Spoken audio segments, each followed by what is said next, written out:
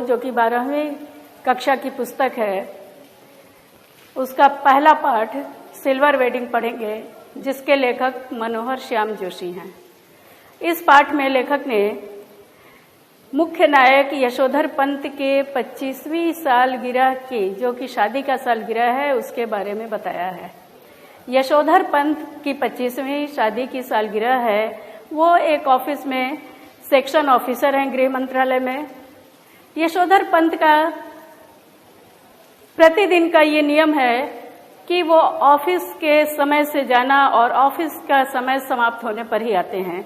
स्वाभाविक है कि वो सेक्शन ऑफिसर हैं, तो उनके अधीनस्थ काम करने वाले कर्मचारी भी उन्हीं के अनुसार ऑफिस से छुटेंगे। अब यहाँ आप देखें, यशोधर के ऑफिस में क्या होता है। यशोधर पंत अपने ऑफिस में जो समय का पालन करते हैं, स्वाभाविक है कि इससे उनके अधीन काम करने वाले कर्मचारी या मातहत परेशान रहते होंगे। यशोधर पंत काम भी खूब अच्छे से लेते हैं, लेकिन उनको ये पता है कि दिन भर चाहे हम जितना भी रूखा व्यवहार किए हों, जाते समय कम से कम अपने कर्मचारियों के साथ अच्छा व्यवहार करें, उन्हें खुश करके भेजें। उनके ऑफिस में एक कम उम्र का लड़का चड्ढा नामक, जो कि बोलने में भी तेज तर्रार है, उम्र का लिहाज नहीं करता, वो अपने अफसर से भी आराम से बात कर लेता है। तो चड्ढा उनसे बात करता है और बताता है कि आपकी घड़ी स्लो है, ऑफिस की घड़ी स्लो है और आपकी घड़ी फास्ट है, यानी अभी हम लोग को 5 मिनट और रुकना होगा यहाँ। तो बोलते हैं कि नहीं, समय हो गया है, आप लोग जा सकते हैं। घड़ी के बारे में जब बात होती है तो चड्ढा क्या बोलता है कि ये तो आपकी चुनेदानी है, ये सही समय देती भी है या नहीं। यशोधर पंत बोलते हैं कि नहीं, ये राइट समय देती है और ये घड़ी मुझे अपनी शादी में मिली थी। उसी समय चड्ढा धृष्टतावश पूछ बैठता है कि आपकी शादी कब हुई थी। तब वो बताते हैं और जो तारीख बताते हैं उससे अनुमान लगा लिया जाता है कि आज के दिन ही, यानी 6 फरवरी का दिन रहता है, जो कि यशोधर पंत के शादी का दिन है और जोड़ने पर वो पूरे 25 साल होते हैं। अब सभी कर्मचारियों को ये पता चल जाता है कि आज यशोधर पंत से हमको पार्टी लेनी है, इसलिए उनसे आग्रह करते हैं कि हमको पार्टी दें। यशोधर पंत थोड़े कंजूस स्वभाव के हैं, वो 10 रुपए निकाल करके देते हैं। इस पर बाकी ऑफिस के कर्मचारी कहते हैं कि 10 रुपए से कुछ नहीं होगा और पैसे दें, ताकि चाय पानी का हम लोग इंतजाम कर सकें। यशोधर पंत 10-10 के 2 नोट और निकाल करके देते हैं, यानी कुल 30 रुपए दे देते हैं। कर्मचारी आग्रह भी करते हैं कि आप भी हम लोगों के साथ पार्टी में रहें, लेकिन यशोधर पंत पार्टी में रहना पसंद नहीं करते, क्योंकि उनके जो आदर्श रहे हैं किशनदास, जिनके विचारों के अनुसार ही वो आगे बढ़ते हैं। बचपन से ही, यानी जब वो 10वीं पास करके आए थे दिल्ली, तब से ही यशोधर पंत किशनदास के साथ रहे थे। उनको लगता है कि नहीं, वो अपने मातहतों के साथ समय नहीं बिताते थे, तो मुझे भी नहीं बिताना चाहिए, इसलिए वो पैसे दे करके वहां से चल देते हैं। जब वहां से यशोधर पंत निकलते हैं,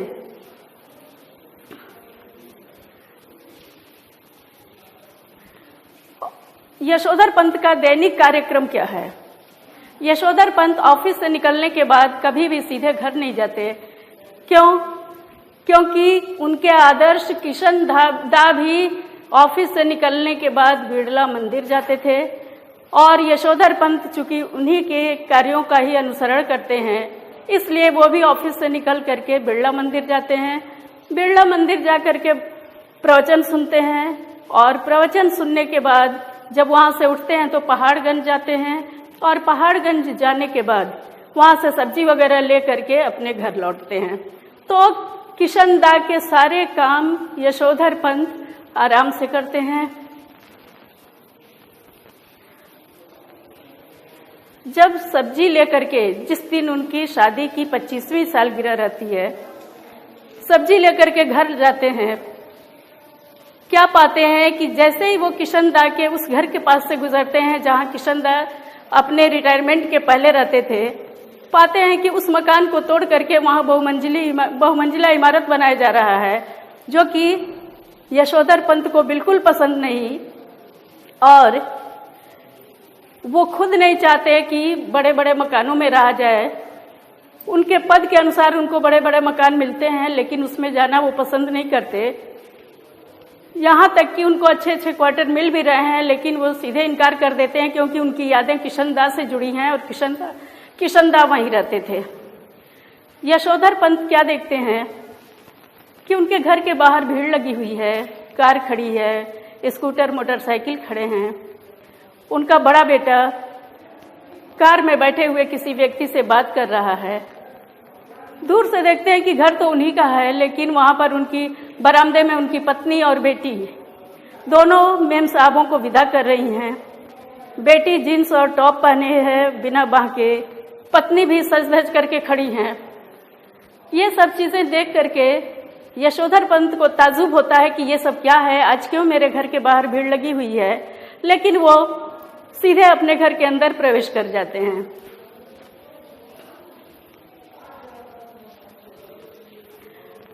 किशनदा के घर के सामने से जब वो गुजर रहे होते हैं तो किशनदा की छवि उनके दिमाग में आती है कि कैसे किशनदा सवेरे सवेरे जब निकलते हैं घूमने के लिए तो उन्हीं गाउन पहनते थे, कुर्ता पैजामा के ऊपर, पैर में खड़ाऊं पहनते थे, देशी खड़ाऊं, माथे पर विलायती टोपी होता था और हाथ में छड़ी। किशनदा का वो रूप बार बार यशोधर पंत की आंखों के आगे घूमता रहता है। और किशनदा अपने घर में होली गंवाने का कार्यक्रम करते थे। त्योहारों पर जनेऊ बदलवाना, जो कि कुमाऊं में रहने वाले लोगों का त्योहार होता है, उसमें हमेशा जनेऊ बदलवाना वो करवाते हैं। रामलीला के समय किशनदा कैसे अपने घर का एक कमरा दे देते थे ताकि वहां पर प्रैक्टिस किया जा सके। तो ये सारी बातें उनके मस्तिष्क में घूमती रहती हैं और वो खुद भी उसी तरह का व्यवहार करना चाहते हैं, जो कि इनके बच्चों को बिल्कुल नहीं पसंद। इनके बच्चे नहीं चाहते कि उनके पिता एक कमरा दे दें, सारे कुमाऊनियों को अपने यहाँ बुलाएं और हर 30 त्योहार पर सारे कुमाऊनियों को एकत्र किया जाए। उसको उनके बच्चे फिजूल खर्ची मानते हैं, समय की बर्बादी मानते हैं। किशनदा की याद आते ही एक बात और इनके दिमाग में आता है कि किशनदा समाज के लिए इतने समर्पित रहे, इतने परंपरावादी व्यक्ति रहे, किंतु उनका बुढ़ापा सुखमय नहीं रहा। चूंकि किशनदा अविवाहित थे तो जीवन भर वो जितने भी कुमाऊं क्षेत्र से आते थे उनको अपने यहाँ जरूर रखते थे, लेकिन जब ये रिटायर हुए तो कोई भी किशनदा को अपने घर नहीं रखा और किशनदा रिटायरमेंट के बाद अपने पुश्तैनी घर पहाड़ों पर चले गए और वहां साल भर भी वो आराम से नहीं रह सके, उनकी मृत्यु हो गई। और इसके बारे में जब यशोधर पंत लोगों से कभी पूछे भी कि आखिर किशनदा की मृत्यु कैसे हुई, तो लोगों ने यही जवाब दिया, जो हुआ होगा, जो हुआ होगा। अर्थात किसी ने ये जानने की कोशिश भी नहीं की कि किशनदा को हुआ क्या था। यशोधर पंत के मन में भी कई बार ये बात आती है कि मैं भी किशनदा की तरह अविवाहित रहता तो परिवार की झंझटें नहीं रहती, परिवार में मतभेद नहीं होता और मैं भी आराम से रहता। लेकिन जैसे ही ये बात समझ में आती है कि किशनदा की मृत्यु जो हुआ होगा से होगा, अर्थात कोई नहीं जानता कि उनकी मृत्यु कैसे हुई, तो जो अकेला रहता है वो सबके साथ यही होता है। इसलिए घर परिवार का होना भी जरूरी है, ताकि कम से कम अपने परिवार के लोग तो समझें कि किसको क्या हुआ था। यशोधर बाबू के अपने परिवार के लोगों के साथ संबंध कैसा था? चूंकि यशोधर बाबू पुराने ख्यालों के अर्थात किशनदा के द्वारा जो काम किए जाते थे उनको सीखे हुए थे और चाहते थे कि सब लोग वैसे ही रहें, तो इसको इनके बीवी बच्चे पसंद नहीं करते थे। उनकी पत्नी आधुनिका हो चुकी थी, वो अपने बच्चों की इच्छा के अनुसार चलती थी। बच्चे पुरानी परंपराओं को मानने के लिए तैयार नहीं थे और इसको बेकार की बातें समझते थे। तो किशनदा का अपने परिवार के सदस्यों से बहुत अच्छा संबंध नहीं रहता था, क्योंकि वो जो कहते थे बच्चे उसका विरोध करते थे। तो किशनदा चाहते थे कि लोग हमारी बातें माने। बड़ा बेटा जब नौकरी में आ गया तो किशनदा की यही, यशोधर पंत की यही इच्छा थी कि उनका बेटा जब तनख्वाह लाए तो उनके हाथ में रखे। लेकिन बेटा उससे घर का सामान लाता था, सामान खरीदता था, सामान देख करके, घर में फ्रिज आ रहा, गैस का चूल्हा आ रहा, ये सब देख करके यशोधर पंत को अच्छा तो लगता था, लेकिन बस यही चाहते थे कि उनके बच्चे उनसे पूछ करके कोई काम करें, भले ही उनकी बात को न माने, लेकिन कम से कम एक बार पूछ तो लें। लेकिन बच्चे इसको ठीक नहीं समझते थे, उनको लगता था हम अपने ढंग से जिए।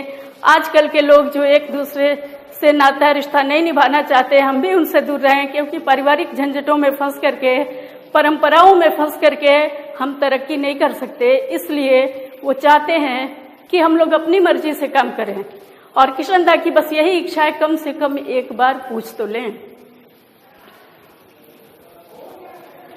उनका बड़ा बेटा जिसका नाम भूषण है, उसको 1500 महीने की नौकरी लग गई, पढ़ने में बहुत साधारण।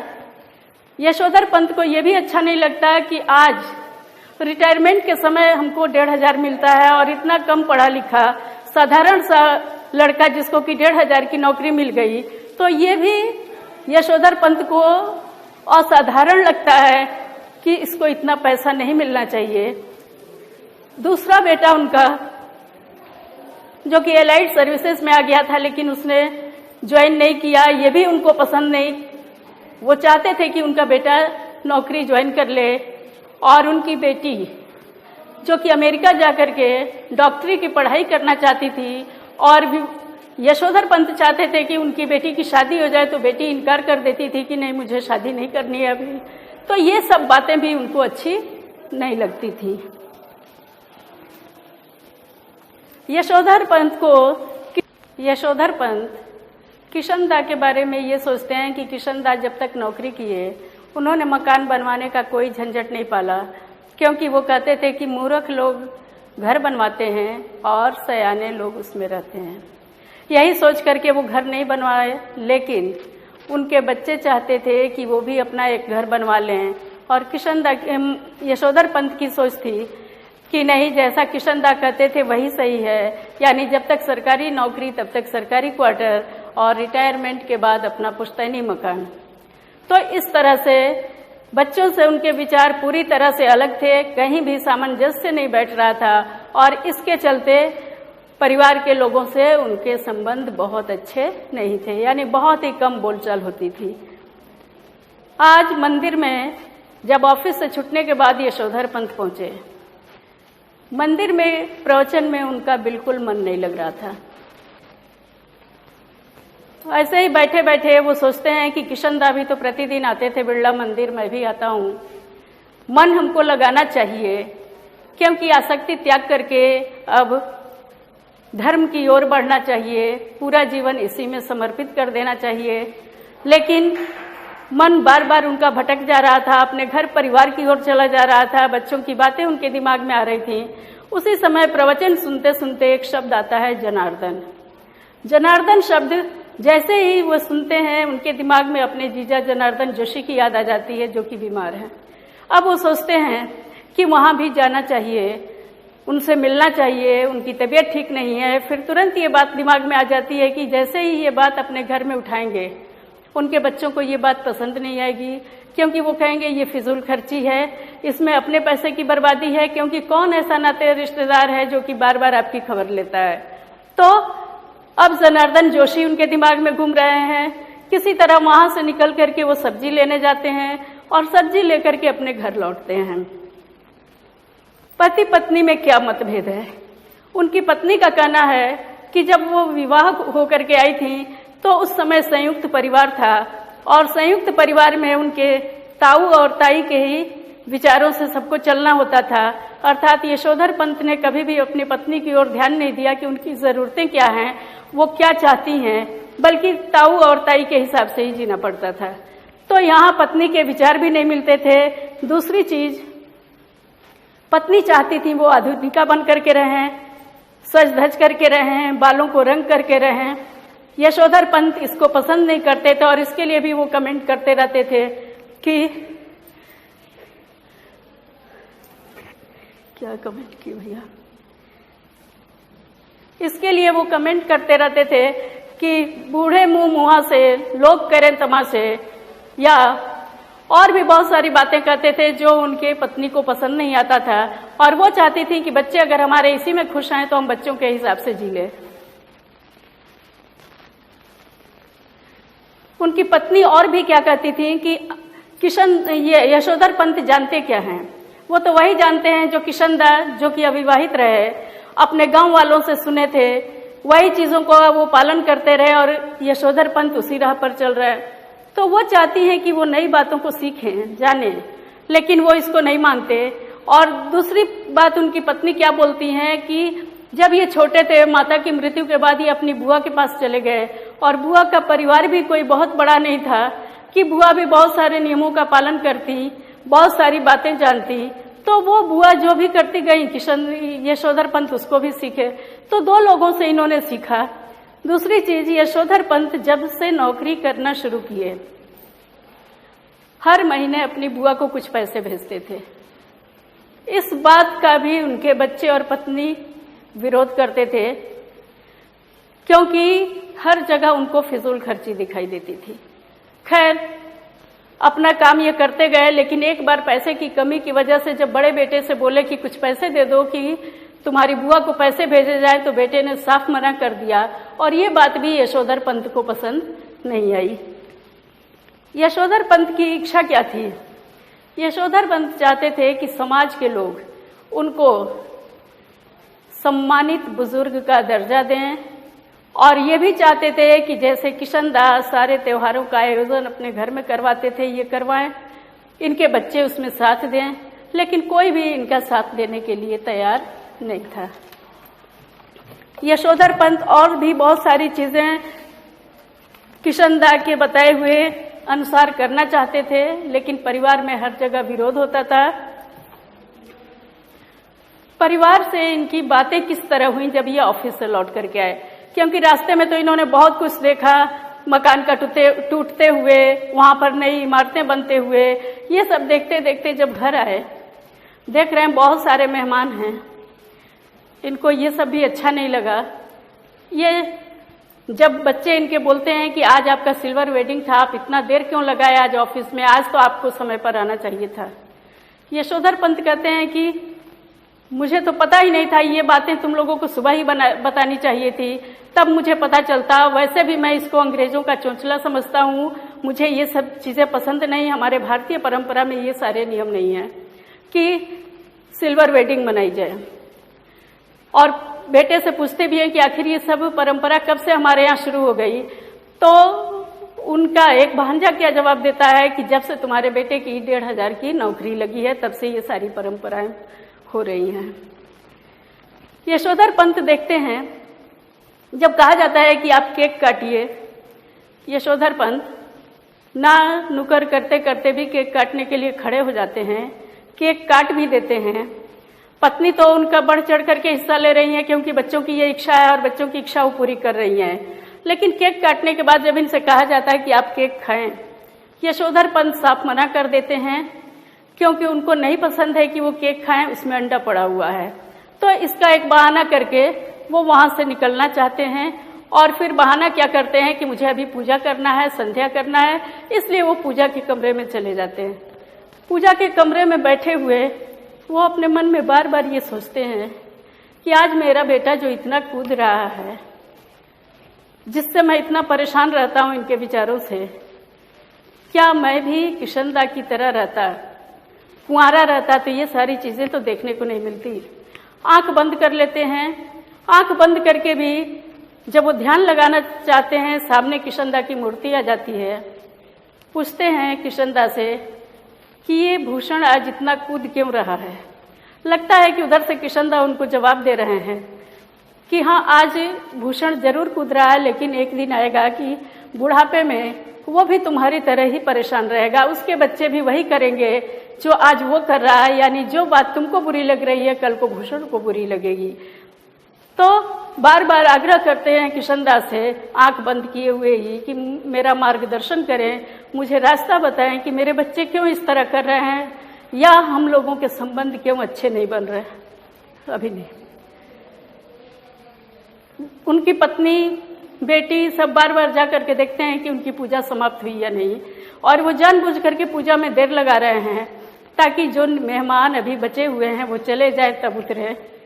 जब पत्नी जाती हैं और बताती हैं कि सारे मेहमान चले गए, तब वहाँ से यशोधर पंत उतर करके नीचे आते हैं।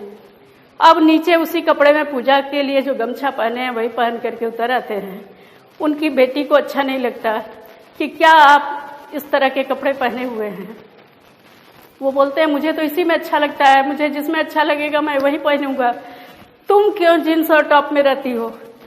क्योंकि यशोधर पंत को अपनी बेटी का उस तरह से कपड़े पहनना भी बिल्कुल नहीं पसंद था। अब आयोजन का समापन कैसे होता है? सारे मेहमान चले जाते हैं, परिवार के लोग ही हैं। उसके बाद टेबल पर प्रेजेंट वगैरह रखे हुए हैं, क्योंकि जितने मेहमान आए थे सब उनके लिए कुछ न कुछ उपहार लेकर के आए थे। उनका बड़ा बेटा भूषण एक पैकेट उठा करके इनको देता है कि इसको आप ले लीजिए, इसको पहनिएगा, इसमें आपके लिए ऊनी गाउन है। क्योंकि यशोधर पंत की बहुत इच्छा थी कि कैसे किशनदा ऊनी कुर्ता पजामा के ऊपर ऊनी गाउन पहनते हैं और सवेरे घूमने के लिए निकलते हैं।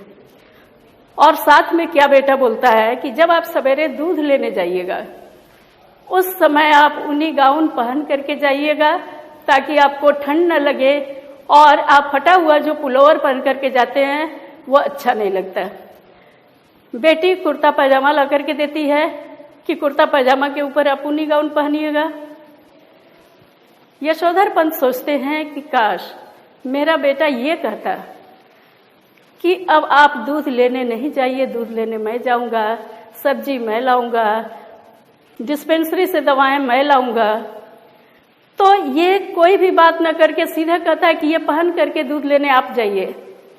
जब उस ऊनी गाउन को वो पहनते हैं तो उनकी आंखों में नमी आ जाती है। नमी इस बात के लिए कि उनकी बरसों की इच्छा थी कि किशनदा की तरह वो भी ऊनी गाउन पहने, उसी तरह कपड़े पहने, सुबह सैर को निकले, हाथ में छड़ी हो। लेकिन वो सारी चीजें मिलने के बाद भी दुख इस बात का है कि बेटा ऊनी गाउन तो दिया, लेकिन ये नहीं कहा कि अब आप काम करना छोड़ दें, काम हम करेंगे, बाजार का सामान हम लाएंगे। इसलिए एक तरफ किशनदा की याद आती है तो दूसरी तरफ बेटे के व्यवहार को, सामान तो दिया अपनी मर्जी से लेकिन काम भी उनके ऊपर डाल दिया, इसलिए उनकी आंखों में नमी आ गई थी। यही सिल्वर वेडिंग के दिन की उनकी प्रतिक्रिया रही, दिनचर्या रही कि ऑफिस जाना, ऑफिस जाना। यहाँ एक बात और छूट गया कि ये ऑफिस भी पैदल ही जाते थे और पैदल आते थे। वजह क्या थी कि ये साइकिल से ऑफिस जाते थे, साइकिल से आते थे, लेकिन इनका बड़ा बेटा या बाकी घर के सदस्य क्या कहते थे कि आप साइकिल से ऑफिस जाते हैं तो अच्छा नहीं लगता, स्कूटर से जाएं। यशोधर पंत को स्कूटर बिल्कुल नहीं पसंद, कार खरीद नहीं सकते थे, तो इसलिए उन्होंने बेहतर समझा कि चलो घर में शांति बनी रहे, इससे अच्छा है कि मैं पैदल ही आऊं जाऊं। तो इस तरह से बदलते हुए समय में बच्चों के विचार और उसके पहले की पीढ़ी के लोगों के विचार में जो दूरियां बनती जा रही हैं, सामंजस्य नहीं बैठ रहा है, इसके लिए आज के परिवेश में हमको सोचना होगा कुछ हम बदले, कुछ हमारे बच्चे बदलें, और जो पीढ़ियों का अंतराल है उसको भरा जाए ताकि सब सुखी रहें, सबके विचार मिलें। और बस छोटी सी ही तो इच्छा रखते थे, बच्चे बस पूछें, क्योंकि उनके पास अनुभव है, बुजुर्गियत है, लेकिन बच्चे उसका भी आदर नहीं करते हैं। तो यही संदेश जा रहा है कि आज के बच्चे अपने बड़ों का आदर करें, सम्मान करें, उनसे सलाह मशविरा करें, भले जो बात अच्छी हो उसको वो करें, लेकिन एक बार कम से कम पूछ लें। और इनका बेटा तो सब कुछ अपनी मन मर्जी से करते चला जा रहा है, गाउन तक भी देता है, वो भी देने के बाद यही कि आप दूध लेने के लिए सवेरे इसको पहन करके जाएं। तो इस तरह से हम देख रहे हैं कि आज के समय में जो दूरी बढ़ती जा रही है, इस पाठ को पढ़